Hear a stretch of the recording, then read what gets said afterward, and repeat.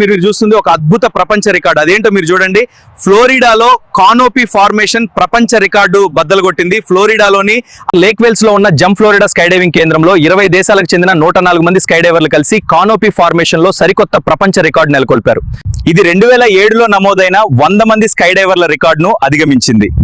Thanks for watching. మరియు please follow for more content.